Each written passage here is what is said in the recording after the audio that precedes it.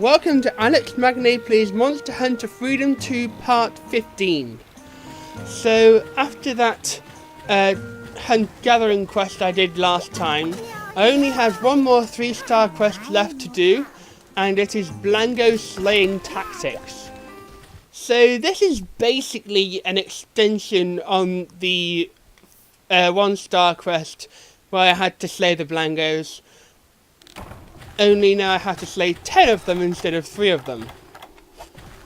So it's pretty simple quest. I'll be editing the video here until I find the Blangos.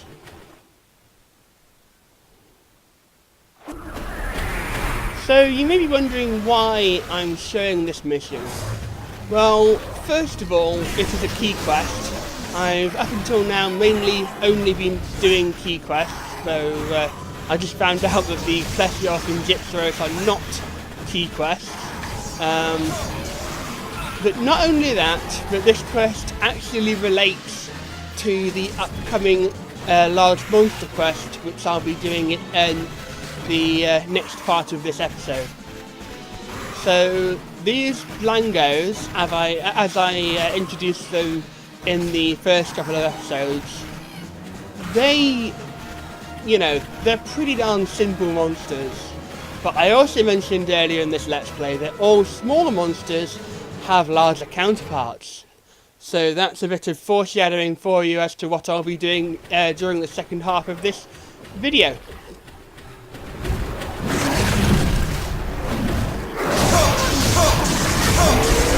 So because these guys are generally really simple, and just to save time, I'm going to edit the video to when I've finished off the last Blango.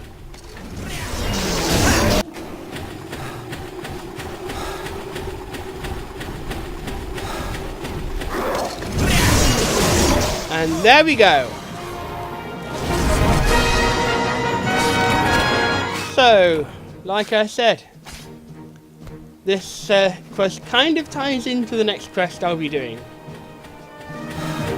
And that's all I'll say, so I'm going to skip through the 1-minute timer to when I receive my rewards. There we are.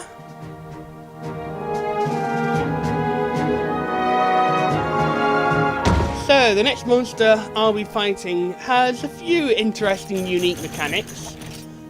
The first of which is its fang, which is required for creating its armor set, which is in fact very important that I make this armor set, as it will give me a which I'll be able to use much later on in the game against one of the final bosses of the game.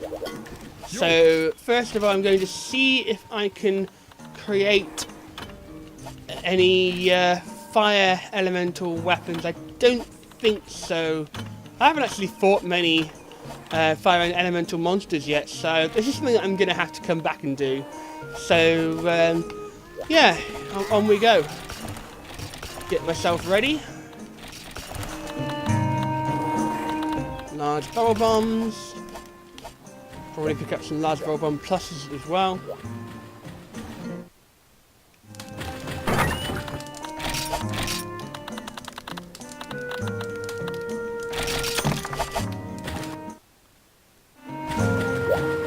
It's time to take on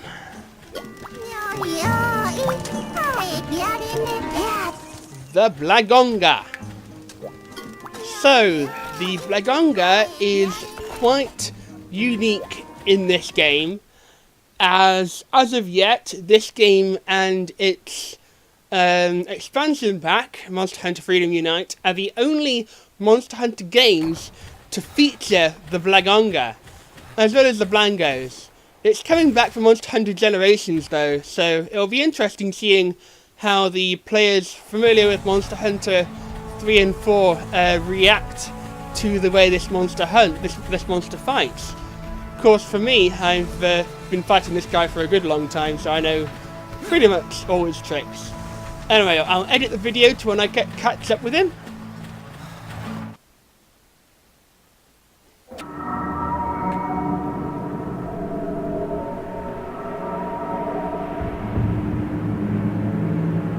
There he is. Meet the Blagonga. So the first of this guy's unique mechanics is that he can summon Blangos.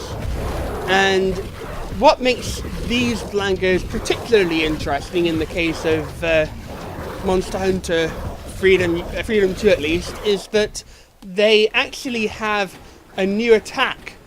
Alongside the Blagonga, who can itself throw ice or snow, the smaller Blagongas also have this ability now. So this only comes for the Blangos that he summons. But it's a very interesting thing about them.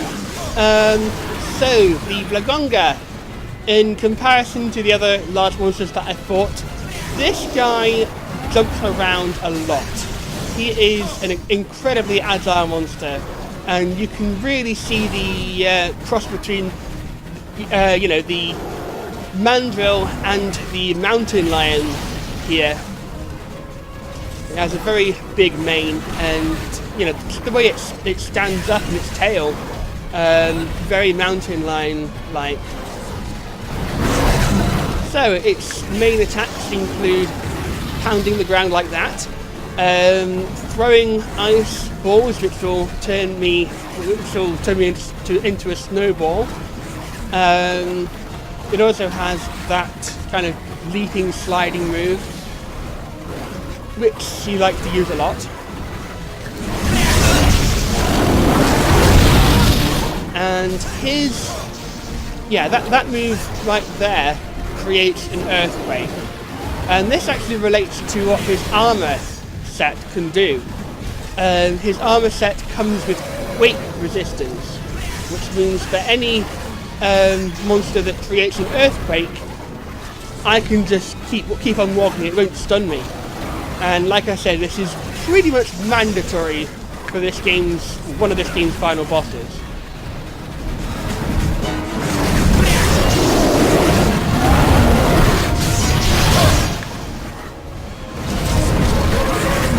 So, again, besides that, there's not a huge deal to say about this guy. Just that he's a lot more agile than other monsters before him. Actually, I'd like to point out now that compared to the Keizu, I actually find this guy easier. Bit of a issue with the difficulty curve there. Compared to the Keizu's attacks, this guy, well, by the time you fight him, you've already got a pretty darn good armor set.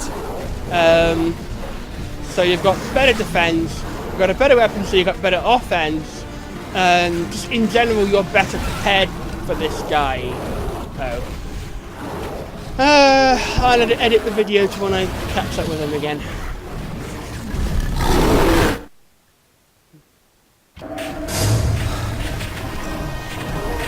Okay. It's about time to finish him off. I've got my barrel bombs ready.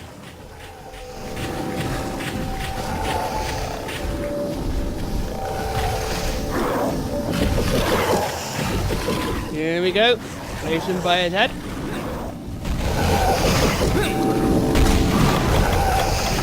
Can I finish? No, I can't. Boom! And die. Oh dear. That was an interesting finish. So, yeah. Trouble with using barrel bombs is it's often very hard to tell how much damage they're going to do to you compared to how much they're going to do to the monster. Like large barrel bombs plus, if they're asleep and you use those guys, you're going to finish it off. But I wasn't aware that they took off so much of your own health. So let's see if I can make it back in time to carve anything from it. No. Oh well, I can at least go down to it. So yeah, what can you do, eh? I'll be hunting him a good couple more times. But luckily he's a pretty darn easy monster to say the least, so that's no big deal. Also, just to end this video off, it's about time I did something about the farm in the village. I've got well over 6,000 points, which I can use on things for the farm.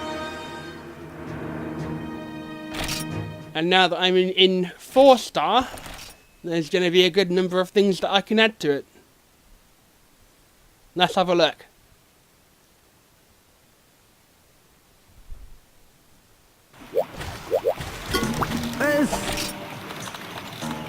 So, first of all, I'm going to buy, actually, well over 11 points. Time to spend some of them. So, Trenya's boat, very important. What Trenya's boat does is you can send Trenya off main resources for you, which saves a lot of time. I'm also going to buy mushroom tree, I guess, and mushroom tree +1. There we go. So let's have a look at what we've got now.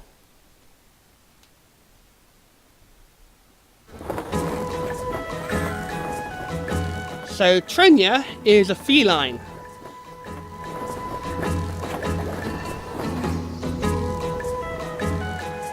And we've also got this cave within which I can use any of my large barrel bombs to obtain resources. And we've also got, yeah, I guess that's the mushroom box. I'm not really sure.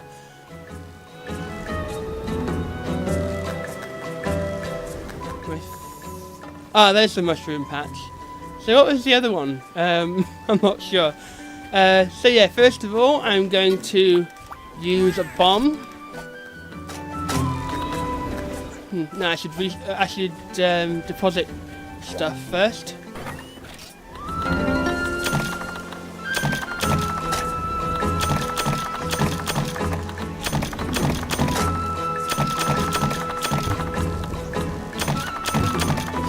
Okay.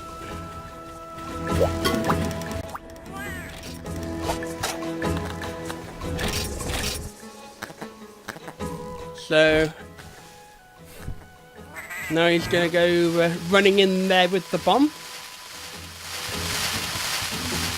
And you can pretty much guess what's going to happen.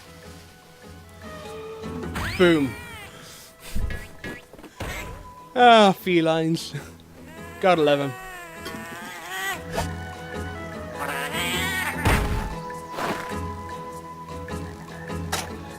So now I can actually send them straight to the item box. That's interesting. With most things in this game, you can't do that. That's definitely interesting. So, the honey, right.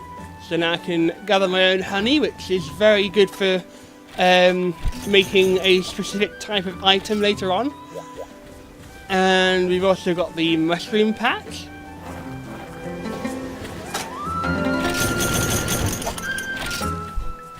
As you can see, you don't have to gather individual items here. You can just gather once and then they get it all. So yeah, Trenya. Unfortunately, I don't have enough points to send him anywhere as of right now. Yes, I do.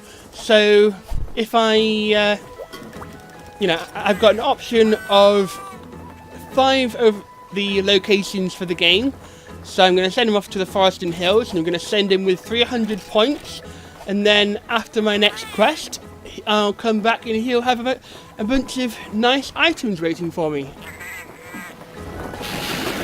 Very useful bunch of features on this farm.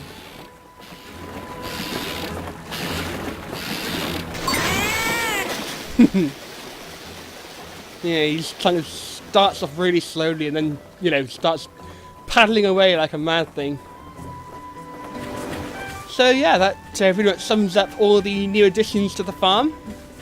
And that'll end part 15. So I'll see you guys in part 16 of Alex Magnei Plays Monster Hunter Freedom 2.